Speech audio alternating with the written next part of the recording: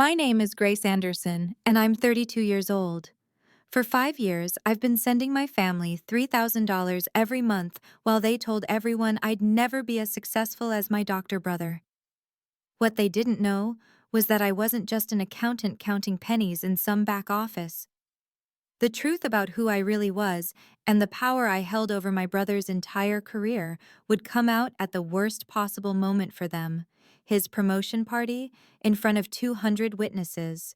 When they humiliated me one last time, I didn't just cut them off financially. I did something that would change the entire family dynamic forever. If you're watching this, please subscribe and let me know where you're watching from. This is a story about setting boundaries with the people who should love you most, but somehow can't see your worth. The grand ballroom at the Ritz-Carlton downtown had never looked more impressive. Crystal chandeliers cast warm light over round tables dressed in crisp white linens, each centerpiece featuring fresh orchids that probably cost more than what most people spent on groceries in a week. 200 guests filled the space.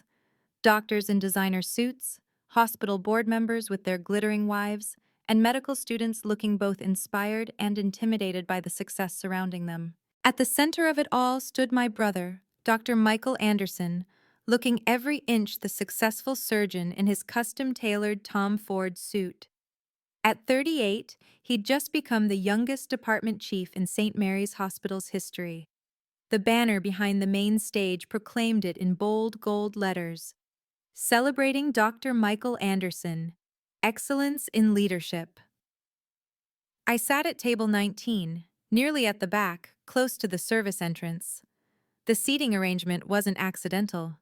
While Michael's colleagues and the hospital board filled the front tables, I'd been placed with distant relatives and plus ones whose names no one quite remembered. My simple black dress from Ann Taylor looked almost apologetic next to the designer gowns floating past. "Grace, sweetie, could you move your chair a bit?" Aunt Linda asked, squeezing past me. "I want to get a better photo of Michael when he gives his speech." I shifted without comment, watching my parents work the room. Mom, in her new St. John's suit that Michael had bought her, glowed as she accepted congratulations. Dad, distinguished in his navy blazer, kept his hand on Mom's back, both of them radiating pride.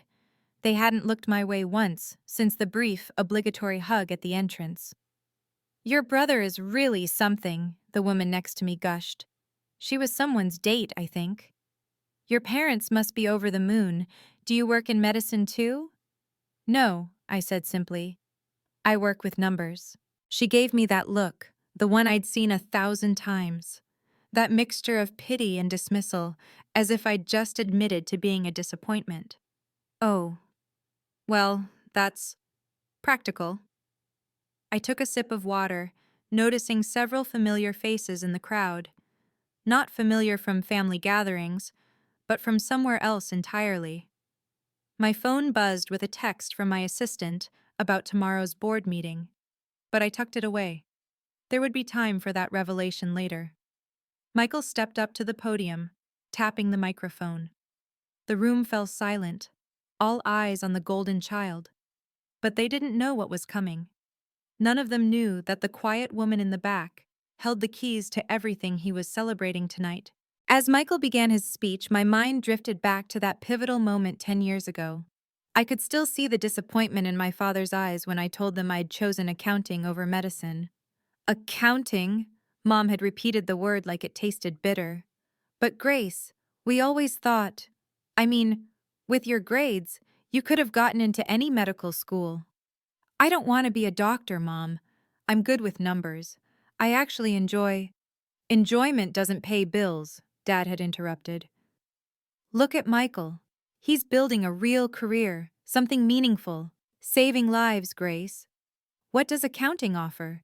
Sitting in a cubicle, calculating other people's success?" That was the moment I became invisible in my own family.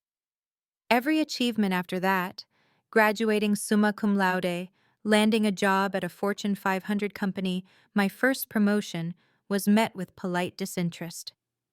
"That's nice, dear, but did you hear Michael just published another research paper?"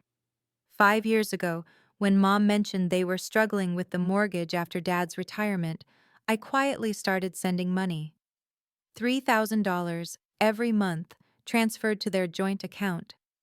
I never asked for thanks, never mentioned it during our rare phone calls. It was just something I did, hoping maybe, somehow, it would make me matter to them.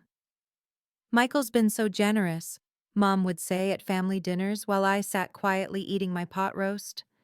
He takes such good care of us. I never corrected her. Even when cousins praised Michael for being the son every parent dreams of, I kept silent. Even when Dad toasted Michael last Christmas, saying, "At least we got one child who understands the meaning of family responsibility," I just raised my glass and smiled. The money I sent had paid off their mortgage, covered Dad's medical bills, funded Mom's kitchen renovation. $180,000 over 5 years. Yet somehow, in their story, Michael was the provider, the savior, the good child. "You know," my cousin Janet had said at last Easter, "it must be hard being Michael's sister. I mean, he's just so accomplished. But hey, we all have our roles to play, right? Michael saves lives and well, you do taxes." She'd laughed. They'd all laughed, and I'd laughed too, even as something inside me finally snapped. That was the night I stopped trying to earn their love and started planning for this moment instead. Michael's voice brought me back to the present. "Family is everything to me," he was saying into the microphone. I almost laughed at the irony. "And I couldn't have done any of this without my amazing parents," Michael continued from the podium. Behind him, a slideshow began, photo after photo of his achievements. Michael in his white coat, Michael receiving awards, Michael with grateful patience, Michael. I counted. 47 photos in total. I wasn't in a single one. The family portrait from last Christmas flashed on screen, Mom, Dad, and Michael in front of the fireplace. I remembered that day. I'd been the one taking the photo because someone needs to hold the camera, and Michael should be in the picture. "Your brother really is something special," the man across from me whispered to his wife. "Look at those parents, so proud. You can tell he's the type who takes care of family." If only they knew. The $3,000 I sent every month came with notes in the memo line. "For Mom and Dad, love, Grace." But whenever I called, Mom would gush about Michael's generosity. "Michael made sure we could afford the new roof," she'd told her book club last month. I know because Aunt Linda had relayed it to me, adding, "You're so lucky to have a brother who handles everything." The slideshow continued. Michael's medical school graduation, front and center. My college graduation hadn't even warranted a Facebook post. Michael's first surgery, Michael's research publication. The new car Michael bought, except I'd sent the down payment money that month, explicitly for Dad's birthday gift. "Such a generous son," someone murmured behind me. My phone buzzed, another text from my assistant. "Board wants confirmation on tomorrow's announcement. The St. Mary's funding decision?" I typed back quickly. "Tell them to wait. They'll have their answer tonight." Mom had taken the microphone now, dabbing at her eyes. "We always knew Michael would be special. From the time he was little, he had this drive, this purpose. He's made every sacrifice to get where he is today. He's the son every parent dreams of having." She paused, scanning the crowd, her eyes sliding over me like I was furniture. "Of course, we love both our children. Grace is here too, somewhere in the back. She does accounting." A ripple of polite, sympathetic laughter. The woman next to me patted my hand. "Don't worry, dear. We can't all be stars." Mom continued, "But Michael, oh, Michael has given us everything. The security, the pride, the knowledge that we raised someone who truly makes a difference." My phone lit up with my bank app notification. "Recurring transfer scheduled for tomorrow, $3,000. I canceled it. As Mom handed the microphone back to Michael, I did quick mental math. 5 years, 60 months, $3,000 each month. $180,000 of my money had disappeared into my parents' account, funding their lifestyle while I lived in a modest apartment, drove a 10-year-old Honda, and skipped vacations to ensure I never missed a payment. That money could have been my down payment on a house, could have been my MBA from Wharton, could have been my freedom from the exhausting charade of being the family disappointment while secretly keeping them afloat. But it wasn't just about money. Every dollar I sent had been transformed into another feather in Michael's cap. Michael paid for Mom's surgery. No, I did. Michael covered the mortgage when Dad couldn't work. That was my bonus money. Michael sent us on that cruise for their anniversary. My entire tax refund. The worst part? My mental health was crumbling under the weight of this secret. Therapy twice a week just to deal with the anxiety of being erased from my own family's narrative. Dr. Martinez had asked me last session, "Grace, what would happen if you just told them the truth?" "They wouldn't believe me," I'd answered. And I believed that then. Michael was wrapping up his speech now, his voice carrying that practiced sincerity surgeons perfect. "I've been blessed to be able to provide for my family, to be their rock, their support system. It's what drives me every day." My phone buzzed again. This time it wasn't my assistant. It was an email from the Hartfield Corporation Board, marked urgent. "Grace, we need your final signature on the St. Mary's Hospital grant. $500,000 is significant even for us. Please confirm this aligns with our charitable giving strategy." I stared at the email. St. Mary's Hospital, where Michael had just become department chief, where his entire pediatric surgery fellowship program depended on external funding, where he'd been promising the board that he had secured private funding from a reliable source. He'd been so confident when he'd mentioned it at last month's family dinner, not knowing I'd been in the room when he took that call. "Don't worry," he'd told someone on the phone. "The funding is guaranteed. I have connections." The irony was perfect. The disappointment daughter who just did accounting was about to become very, very relevant to Michael's golden future. Another buzz. This time, a text from an unknown number. "Ms. Anderson, this is James Wellington from St. Mary's Board. We haven't met formally, but I believe you're with Hartfield. Would love to thank you personally for considering our proposal." The pieces were falling into place, but nobody else could see it yet. I need to pause here for a moment, because I know some of you watching can relate to this feeling. That soul-crushing experience of giving everything to people who refuse to see your worth. If you've ever been the invisible one, the one whose contributions get credited to someone else, please let me know in the comments. I read every single one, and your stories help me remember I'm not alone in this. Also, if this resonates with you, please hit that like button and share this video. Sometimes the people who need to hear these stories the most are the ones we'd never expect. Now, let me tell you what happened when Michael's celebration took an unexpected turn. Michael had moved into the gratitude portion of his speech, and the energy in the room was electric with admiration.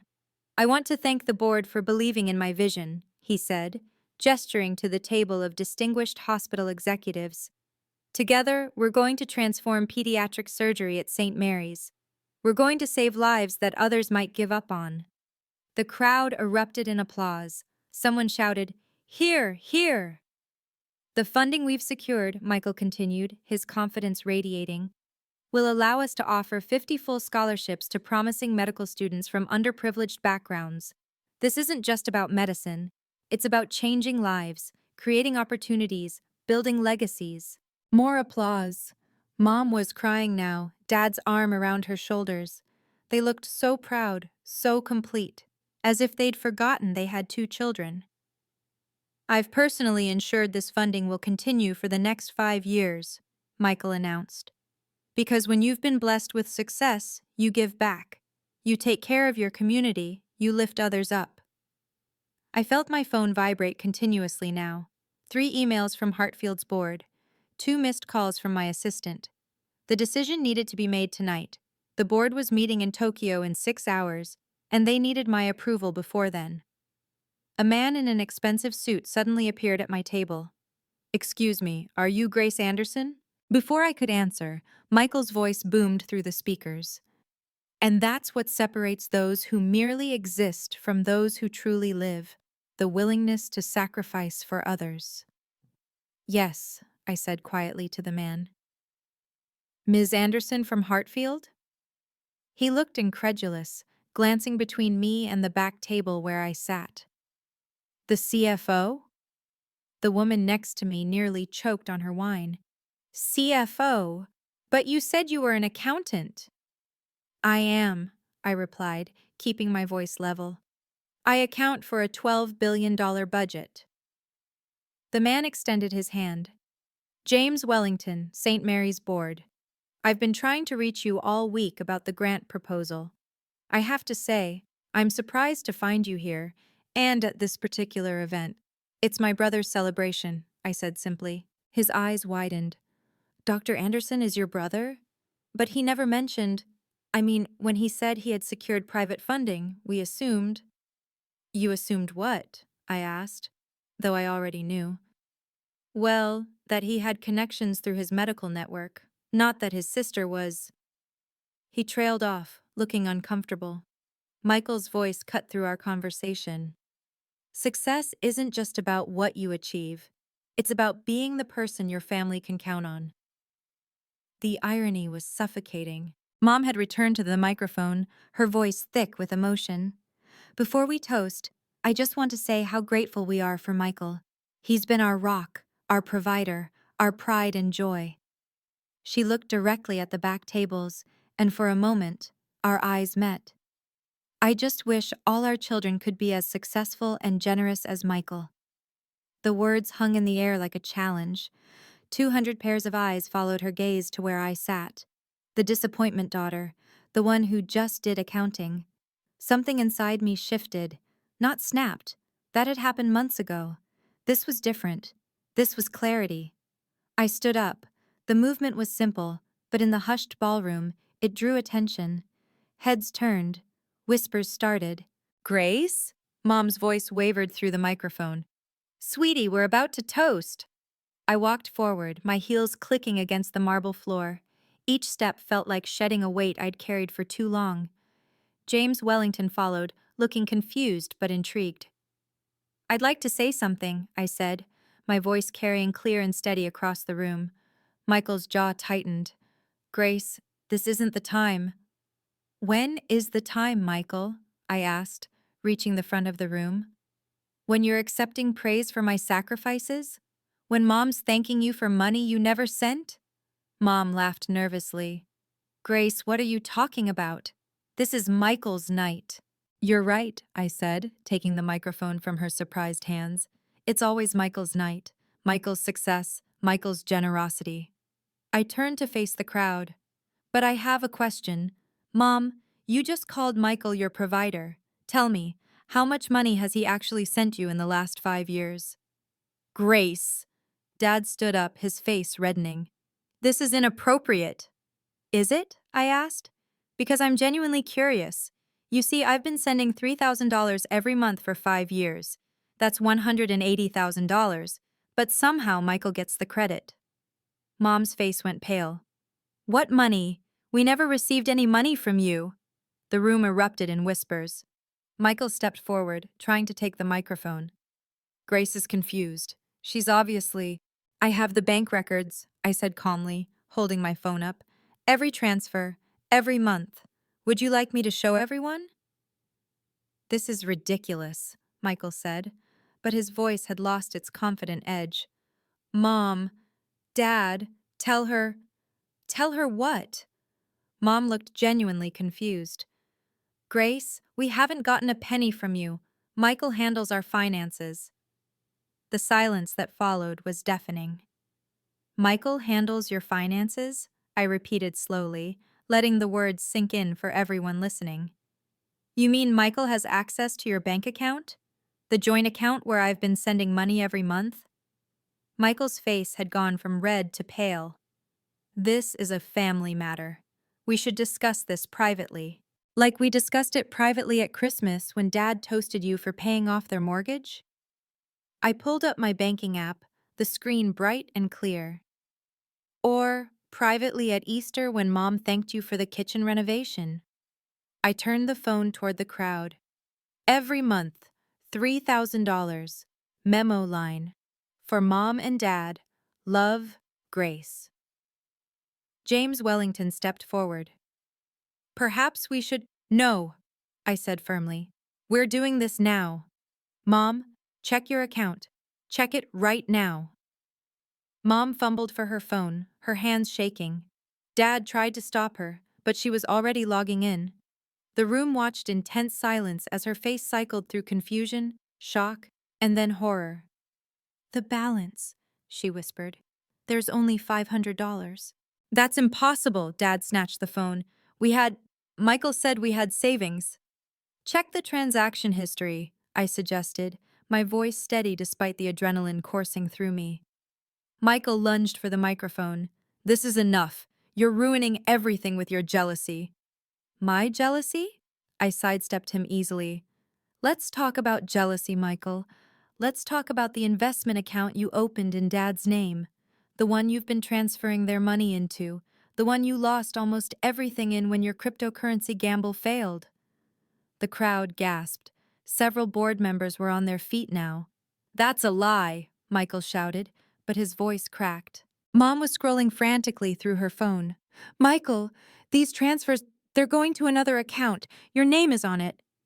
Her voice broke. You took it? You took Grace's money? I invested it, Michael protested. For the family, for their future. You lost it, I corrected. 40,000 on cryptocurrency, 30,000 on that startup that went under, 20,000 on options trading you didn't understand. How do you know? Because unlike you, I actually am good with numbers. I turned to the crowd. And speaking of numbers, let me share one more. $500,000. That's the grant amount Hartfield Corporation is supposed to give St. Mary's Hospital for Michael's fellowship program. The hospital board members were all standing now, their faces a mixture of shock and growing anger. Grace, Michael's voice had dropped to a whisper. Please.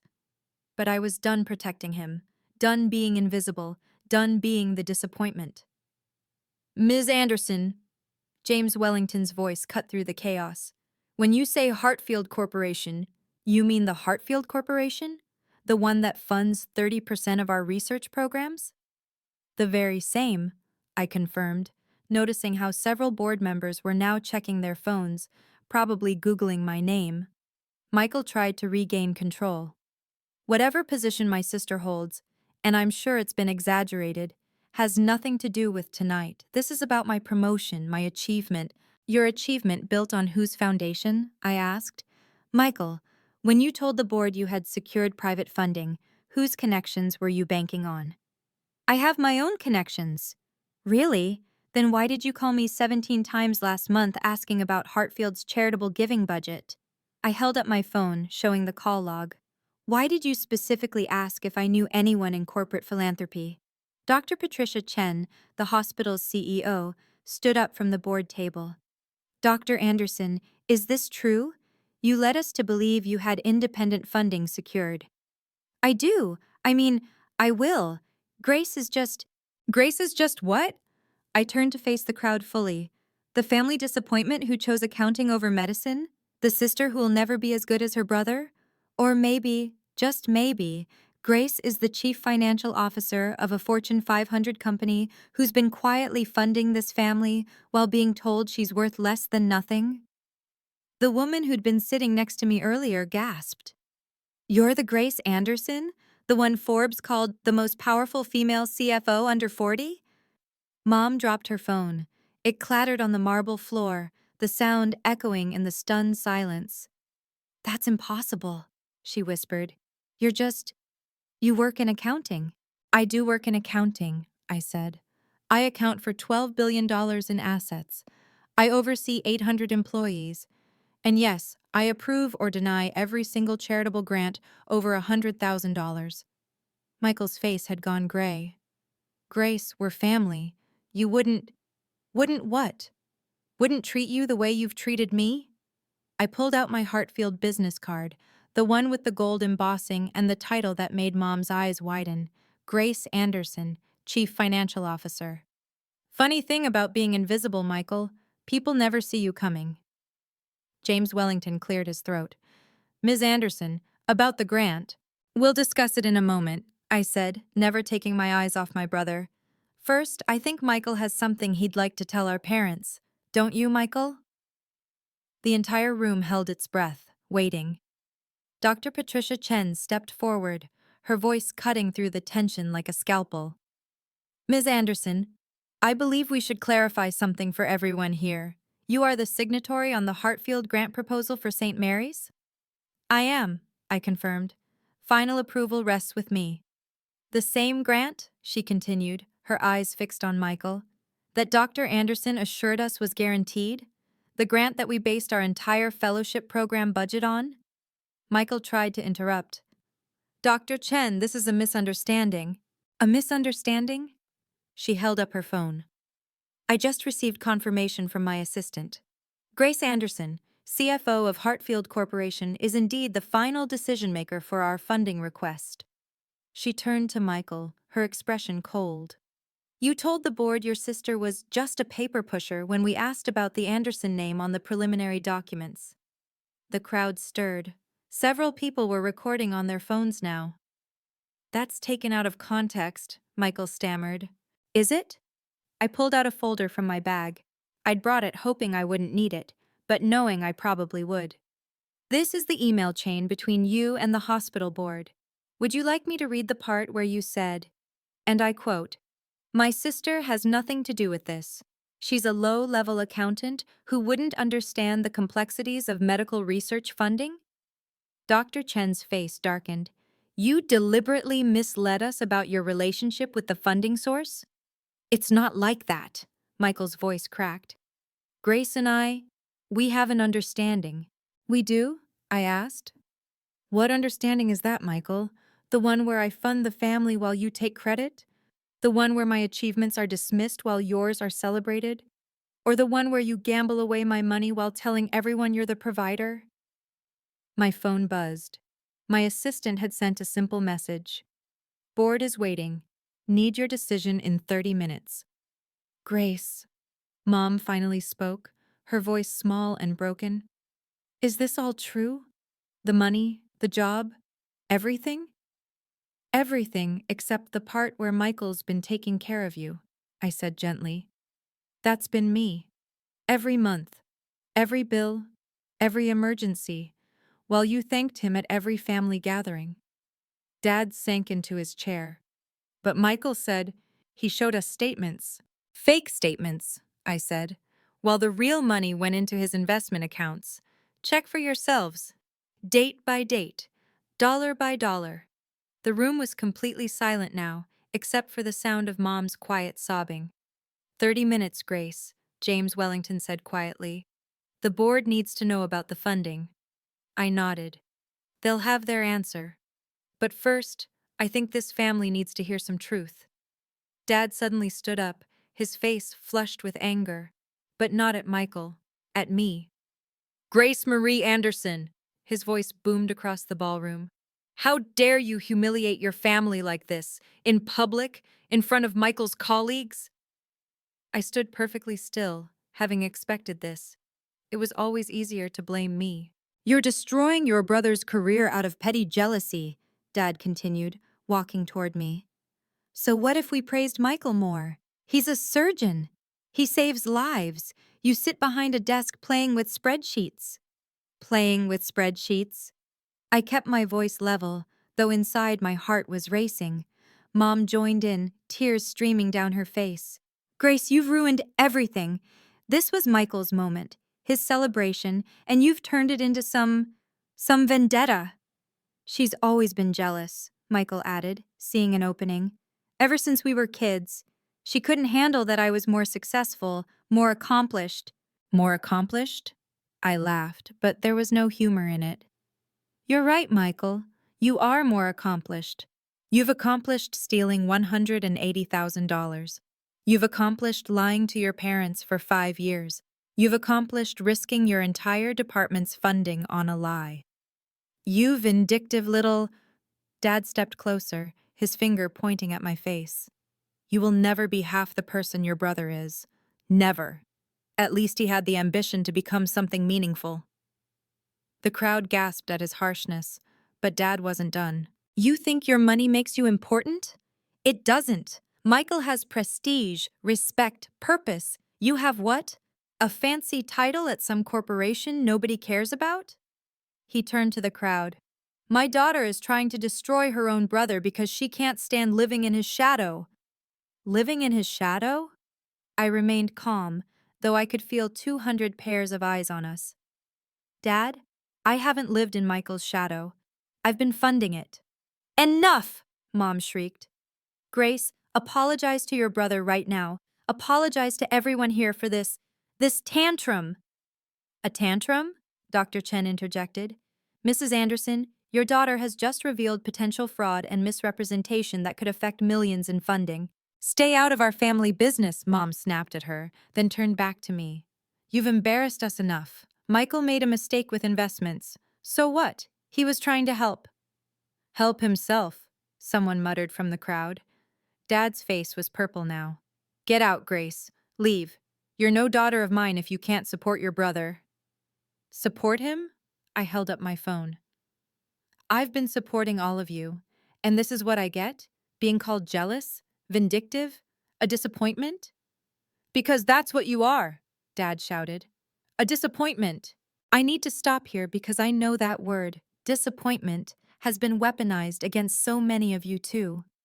If you've ever stood up to family members who took advantage of you, only to be called selfish or vindictive, please leave a comment saying, I understand. Your stories give others courage to set their own boundaries. And if you're finding value in this story, please hit that subscribe button and ring the notification bell.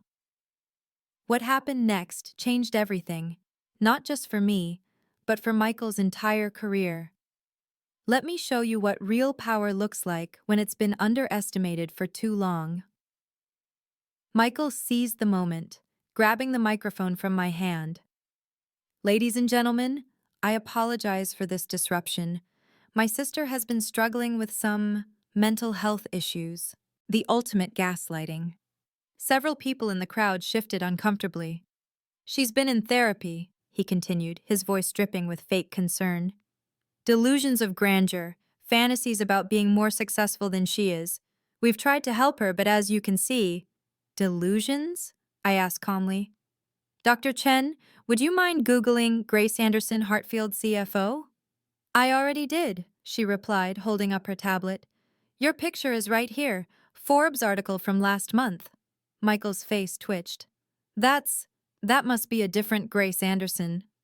With the same face? Someone called out from the crowd, causing nervous laughter. But Michael wasn't done. He turned to the audience, playing the wounded brother perfectly. Even if my sister has achieved some success, which I'm happy for, truly, does that give her the right to attack me? To try to destroy everything I've worked for? Everything you've worked for? I asked. Or everything I've paid for? See? Michael addressed the crowd. This jealousy, this need to claim credit for my achievements. Yes, Grace sent some money to our parents, but I'm the one who managed it, invested it, tried to grow it for their future. Lost it, I corrected. You lost 90% of it. I took calculated risks. With my money. Without my permission. Without even telling them it was from me. Mom stepped between us, her face streaked with mascara. Grace, please, just go. You've done enough damage. Michael's right. You need help. This obsession with getting credit, with being seen, it's not healthy. Not healthy? I looked at her in disbelief. What's not healthy is praising one child while erasing the other. What's not healthy is taking someone's financial support while denying they exist. You exist, Mom cried. We acknowledge you exist. Isn't that enough? The room went silent at that. Even Michael looked shocked at her words. No, Mom, I said quietly. Existing isn't enough. I deserve to be seen, to be valued, to be acknowledged for who I really am, not the failure you've imagined me to be. Then prove it, Michael challenged, sensing the crowd's sympathy shifting. If you're really this powerful CFO, if you really control our funding, then make the call, right here, Right now, show everyone who you really are, or admit you're just a bitter sister trying to steal my spotlight. The entire room held its breath. 200 people waited to see if I was who I claimed to be. I smiled and pulled out my phone. I dialed the number on speaker. The room was so quiet you could hear the ringtone echoing off the marble walls. Grace? My assistant's voice filled the ballroom. The board is assembled in Tokyo. They're waiting for your decision on the St. Mary's Hospital grant. Thank you, Jennifer. Can you patch me through to Mr. Yamamoto? Of course. One moment. Michael's face had gone white. The hospital board members were all on their feet now, moving closer to hear better. A new voice came through, deep and authoritative. Grace, we've been waiting. The $500,000 grant to St. Mary's. Do we proceed? Mr. Yamamoto, I'm actually at St. Mary's event right now. I'm putting you on speaker. Is that acceptable? Of course. Good evening, everyone. I'm Takeshi Yamamoto, chairman of Hartfield Corporation's board. Dr. Chen gasped. Several people started recording. Mr. Yamamoto, I said clearly, before we discuss the grant, can you please confirm my position for the people here? Certainly. Grace Anderson has been our chief financial officer for 3 years. She oversees all financial operations and has final authority on all charitable giving exceeding $100,000. I must say, Grace, we're very fortunate to have someone of your caliber. That restructuring you led last year saved us $40 million. Mom sank into a chair. Dad's mouth hung open. Thank you, Mr. Yamamoto. Now, regarding the St. Mary's grant— Wait! Michael lunged forward. Grace, please, let's discuss this privately, as family. As family? I turned to him. Like when you discussed taking my money as family. Like when you told everyone you were the provider as family. The grant, Grace? Mr. Yamamoto's voice cut through. I looked directly at Michael, then at my parents, then at the hospital board. Mr. Yamamoto, I'm denying the St. Mary's Hospital grant application. The room erupted. Board members shouting, Michael pleading, Mom sobbing. However, I continued, raising my voice, I'm approving a $500,000 grant to establish the Anderson Foundation for Accounting Excellence, providing full scholarships for low-income students pursuing accounting and finance degrees. Excellent choice, Mr. Yamamoto replied. Shall we designate the first scholarship in your name? No, I said, looking at my parents. Call it the Invisible Achievement Scholarship. For students whose contributions have been overlooked but whose impact is undeniable. Very well. Jennifer will send the paperwork within the hour. Oh, and Grace, the board wanted me to remind you about next week's announcement. What announcement? Dr. Chen asked, unable to help herself. Grace is being promoted to President of Global Operations. She'll be the youngest person to ever hold that position in our company's history. Congratulations again, Grace. The line went dead. The silence in the ballroom was absolute. Michael fell back against the podium. You just cost the hospital $500,000. No, Michael, I said quietly. You did. When you lied about having it secured. When you banked on a relationship you'd spent years destroying. This is insane, Michael shouted, his composure finally cracking completely. You're destroying healthcare funding out of spite. Spite? I pulled out a folder I'd been carrying all evening. Let's talk about destruction, Michael. Mom, Dad, you need to see this. I handed them the printed bank statements I'd prepared, highlighting every transfer, every withdrawal, every devastating loss. January 2020, I read aloud. $3,000 from Grace, transferred to checking. Same day, $3,000 moved to investment account in Michael's name. February 2020, same pattern. March, April, May, every single month for 5 years. Mom's hands shook as she followed the highlighted lines. Michael, these are all going to your account? It was for investments, for your future, Michael protested. Then where is it? Dad demanded, his anger finally turning toward the right person. Where's the money? I flipped to another page. Cryptocurrency losses, 42,000. Failed startup investment, 33,000. Day trading losses, 58,000. Luxury car lease in Michael's name, 40,000. I looked up. That Porsche you drive, Michael? That's not from your surgeon's salary. That's my money. Money I sent for Mom and Dad. The crowd was murmuring now, phones out, the scandal too juicy to ignore. But the worst part, I continued, is this. I showed them the final statement. December last year, you withdrew 50,000 claiming it was for Mom's emergency surgery. Mom, did you have surgery? No, she whispered, staring at Michael in horror. I haven't been to the hospital in 2 years. That 50,000 went to cover your gambling debts, didn't it, Michael? I turned to the hospital board. Dr. Chen, did you know your new department chief has a gambling problem? 3 visits to rehab in the past 2 years? Dr. Chen's face was stone. Dr. Anderson, is this true? Michael's silence was answer enough. $180,000, I said, letting the number hang in the air. Every penny I sent to help my parents, stolen by the son they worship, the son who saves lives, the son who's everything I could never be. How could you? Mom's voice was broken, barely a whisper. Michael, how could you?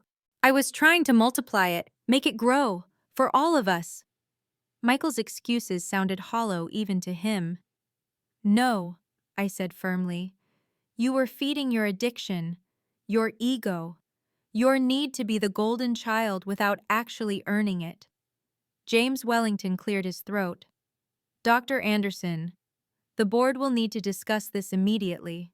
Misappropriation of funds, even personal funds, combined with undisclosed gambling issues. This is a family matter, Michael shouted desperately. Not anymore, Dr. Chen said coldly. You made it a professional matter when you lied about the funding source, when you potentially exposed this hospital to fraud liability. I'll fix it. I'll find other funding. With what credibility, she asked. Who would trust you now? The weight of what he'd lost was finally hitting Michael. His career, his reputation, his carefully constructed image, all crumbling in front of 200 witnesses.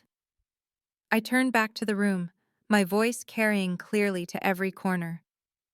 I want to be very clear about what happens next. Michael started to speak, but I held up my hand. You've talked enough, Michael. For years, you've controlled the narrative. Now it's my turn. I addressed Dr. Chen and the board directly.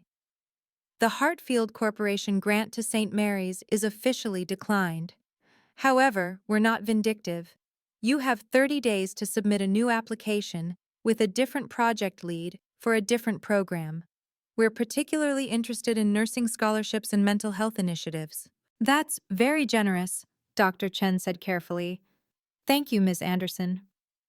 As for the Anderson Foundation for Accounting Excellence, I continued, it will launch next month with full scholarships for 100 students from low-income families. Each scholarship covers tuition, books, and living expenses. 100? Someone gasped. That's millions of dollars. 5 million to be exact, I confirmed. My personal contribution, not Hartfield's, because unlike some people, I actually can afford to be generous. Michael slumped against the wall. You're ruining me. No, Michael, you ruined yourself. I'm just refusing to hide it anymore. I turned to my parents. As for you two, the monthly transfers stop immediately. If you need financial help, you can ask me directly. But I want receipts, transparency, and acknowledgement of where it's coming from. Grace, Mom started, tears streaming. We didn't know. You didn't want to know, I corrected. It was easier to believe Michael was perfect than to acknowledge I existed. That's not true, Dad protested, but his voice lacked conviction. Then tell me, I challenged, without looking at your phone, what's my actual job title? Where do I live? What's my middle name? The silence was damning. They didn't know. After 32 years, they didn't know basic facts about their own daughter. Your son has put you in significant debt, I said more gently. He's taken out loans in your name, credit cards you don't know about. You're probably looking at bankruptcy unless someone helps. Will you? Mom asked desperately. Will you help us? I'll pay for a financial advisor and a lawyer, I said. They'll help you understand the full extent of Michael's deception and your options. But I won't just hand over more money for Michael to steal or for you to credit to him. That's fair, Dad said quietly, the fight gone out of him. One more thing, I added, pulling out my business card. When you're ready to have a real relationship with your actual daughter, not the disappointment you invented, call me. But I won't accept anything less than genuine respect and acknowledgement. I placed the card on the table in front of them. Grace Anderson, Chief Financial Officer, soon to be President of Global Operations. The title they'd never bothered to learn. Before I leave, I said, addressing the room one final time, I want to make something crystal clear. This isn't about revenge. This is about truth and boundaries. I looked at Michael, who couldn't meet my eyes. Michael, you're a talented surgeon. That's real. That's earned. But it doesn't give you the right to steal from me or take credit for my sacrifices. Then to my parents, I love you. That's why I sent the money in the first place. But love without respect is just obligation, and I'm done with obligations that only flow one way. Grace, Michael finally spoke, his voice hoarse. What am I supposed to do? My career is over. Your career is damaged, I corrected. Whether it's over depends on you. Take responsibility. Get help for your gambling. Make amends. Real amends, not just words. Maybe in time you can rebuild. And us? Mom asked, clutching Dad's hand. How do we fix this? Start by seeing me, I said simply. Not the daughter you wish you had, or the disappointment you think I am, but me, Grace Anderson, CFO, soon to be president, philanthropist, your daughter who loved you enough to support you even when you couldn't love me back. Dr. Chen stepped forward. Ms. Anderson, I want to apologize on behalf of St. Mary's. We should have done better due diligence. Yes, you should have, I agreed. But Michael is convincing. He convinced my parents for years. He almost convinced me that I was worth less than him. Almost? James Wellington asked. Almost.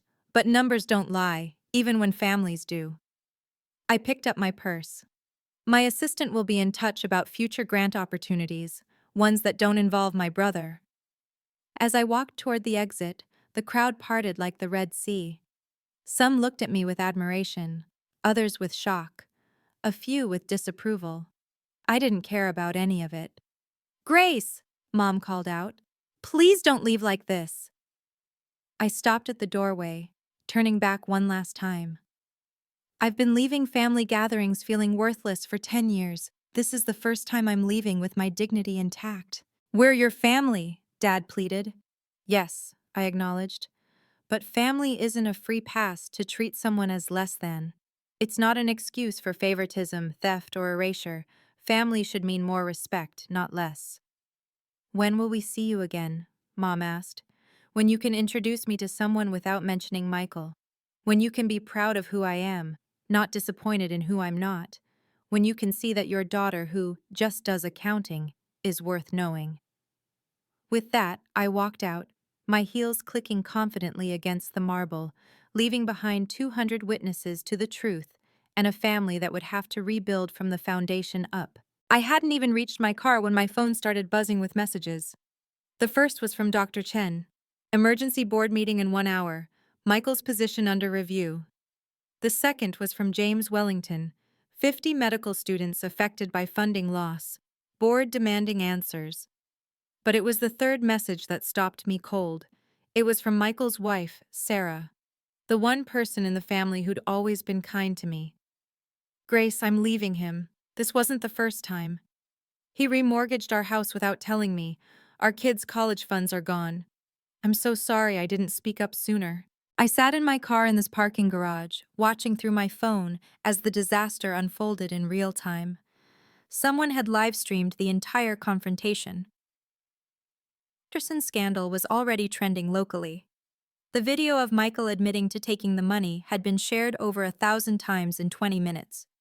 My phone rang. It was Jennifer, my assistant. Grace, 3 board members from St. Mary's have called asking if you'd consider a position on their board. They want to rebuild with integrity, they said. Tell them no, I said. I don't mix family drama with professional obligations. Also, Jennifer continued, a reporter from the Tribune called. They want a statement about the scholarship program. Send them the press release we prepared. Nothing about tonight's events. Another call came through. Dr. Chen. I answered. Ms. Anderson, I'm sorry to bother you, but the board has voted. Michael's been placed on immediate administrative leave pending investigation. We've also discovered he misrepresented other funding sources. This is bigger than just your family's situation. I'm sorry to hear that, I said. And I meant it. Despite everything, I didn't want Michael completely destroyed. The board wanted me to ask, would Hartfield reconsider if we restructured the entire program? Submit a new proposal, different leadership, transparent oversight, clear accountability. We'll review it like any other application. Thank you. And Grace, what you did tonight took incredible courage. After I hung up, I checked my parents' joint account. I still had view-only access from when I'd set up the automatic transfers. The balance was $487. 5 years of my support gone. Another text from Sarah. The house is in foreclosure. He hid the notices. 3 months behind. Can you recommend a lawyer? I sent her 3 names, the best in the city.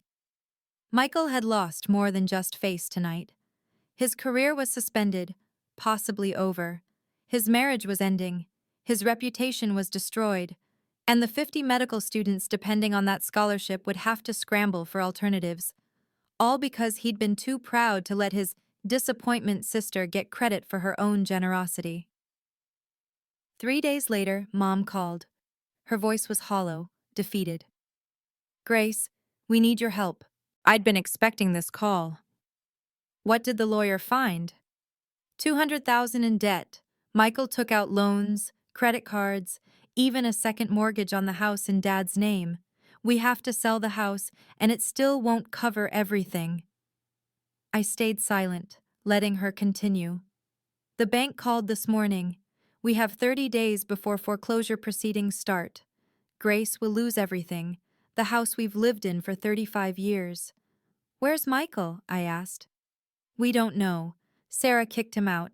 He's not answering our calls. She paused. The hospital contacted us. He's been terminated. Turns out he'd been taking pharmaceutical samples and selling them. They found evidence going back 2 years. This was worse than I'd imagined. Mom, that's a federal crime. We know. The FBI might get involved. Her voice broke. Our son, our brilliant surgeon son, is going to prison.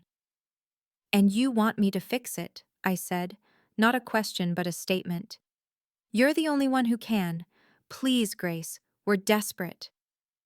I offered you a lawyer and financial advisor. Have you met with them? Yes. They said bankruptcy is our only option unless someone pays off the debts immediately. And you want me to pay $200,000 to clean up Michael's mess. Again. We're your parents. Dad's voice came through. They'd put me on speaker. Doesn't that mean anything to you? It means everything to me, I said, which is why this hurts so much. For 5 years, I sent you money out of love. Michael stole it out of greed, and you celebrated him while dismissing me. We didn't know. Because you didn't want to know. It was easier to believe Michael's lies than to acknowledge my contributions. We were wrong, Mom admitted. We see that now. But Grace, we're 62 and 65. We can't start over with nothing. I thought about it for a long moment. I'll make you a deal. I'll pay off enough debt to save the house. Not all of it, just the house. In exchange, you go to family therapy with me. Weekly sessions for 6 months minimum. Therapy? Dad sounded offended. Yes, we need professional help to rebuild this relationship.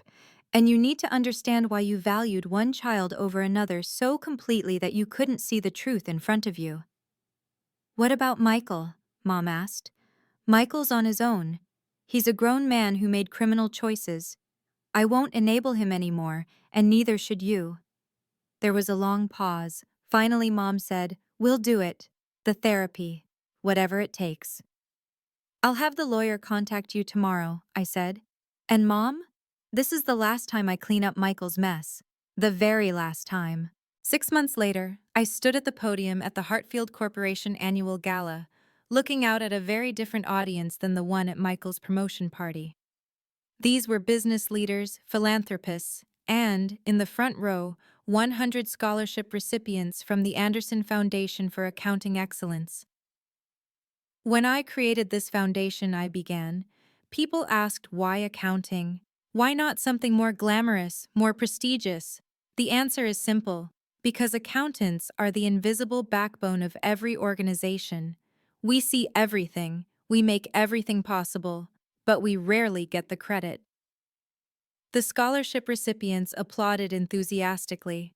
These were kids who reminded me of myself, brilliant but overlooked, capable but underestimated. 6 months ago, I learned the cost of being invisible in my own family, but I also learned the power of finally being seen. I looked toward the side of the room where my parents sat. They'd come, as promised, to every therapy session. It wasn't fixed, might never be completely, but it was better. Each of you, I continued, addressing the students, has been chosen not just for your academic achievement, but for your persistence in the face of being undervalued. You're the ones told you're just good with numbers, just support staff, just accountants. But you're the ones who'll run the world from behind the scenes. After my speech, my parents approached. Dad was holding a frame. "Grace," he said, his voice thick with emotion, "we wanted to give you this." It was a photo from my college graduation, one I didn't even know existed. I was throwing my cap in the air, laughing, my honors cords visible. They'd had it professionally restored and framed. "We found it in a box in the attic," Mom explained. "Along with all your report cards, your awards, your acceptance letters. We kept everything, Grace. We forgot to look at it." "How's Michael?" I asked, because despite everything, I needed to know. "He's in rehab," Dad said quietly. "Court ordered. He pled guilty to the pharmaceutical theft. 18 months probation if he completes treatment." "Sarah and the kids?" "Living with her parents. She filed for divorce." Mom sighed. "We see the kids once a week. We tell them their Aunt Grace is helping with their college funds." Which I was. It wasn't their fault their father was a criminal. "Thank you for saving the house," Dad said suddenly. "And for making us do therapy. Dr. Martinez says we have golden child syndrome. We're working on it." I smiled slightly. "I know, she tells me." "You have the same therapist?" Mom looked surprised. "For 3 years now. She's the one who helped me find the courage to stand up at Michael's party." We stood there, the three of us, no longer the family we'd been, but maybe, possibly, becoming the family we could be. Looking back now, a year after that confrontation, I've learned something crucial. Boundaries aren't walls, they're bridges. They create the space for real relationships to grow, ones based on mutual respect rather than obligation. My parents and I have dinner once a month now. They ask about my work and they actually listen to the answer. They've stopped comparing me to Michael, who's slowly rebuilding his life as a general practitioner in a small clinic. He and I haven't spoken since that night, but Sarah tells me he's genuinely trying to change. The 100 students in my scholarship program often email me their successes: internships landed, job offers received, dreams pursued despite being told they were just accountants.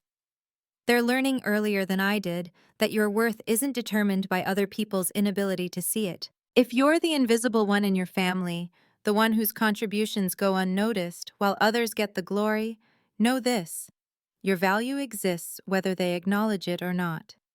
And sometimes, the most loving thing you can do, for them and for yourself, is to stop enabling their blindness and start demanding to be seen. Thank you for listening to my story.